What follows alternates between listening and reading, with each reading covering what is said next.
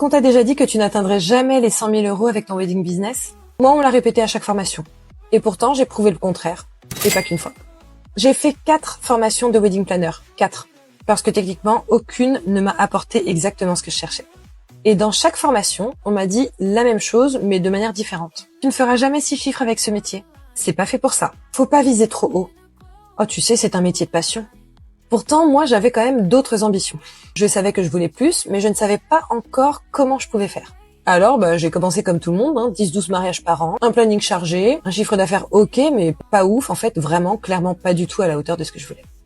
Et pas du tout à la hauteur de ce que je valais non plus. Puis, il y a eu cette claque. Un gros enchaînement de galères personnelles qui ont été très compliquées pour moi. Des choix mal faits, des imprévus qui ont pointé le bout de leur nez, et en 3 secondes, je me suis retrouvée avec plus de 60 000 euros de dettes. Et là, en fait, plus le choix. Je devais générer énormément d'argent le plus tôt possible. Cependant, je voulais également être disponible pour mon enfant. Parce que lui, il n'est pas au courant de ce qui se passe financièrement, et tout ce qu'il me disait, c'était « Maman, t'es là, mais en fait, t'es pas là.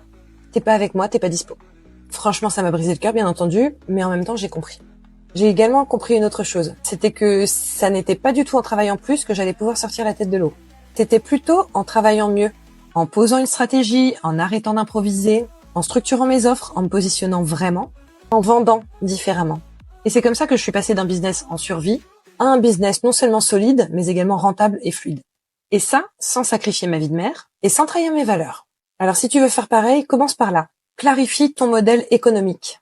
Quel type de prestations est-ce que tu veux prodiguer et à qui? Crée tes offres. Elles doivent être ta signature et refléter non seulement ce que tu veux gagner, mais également comment tu veux vivre.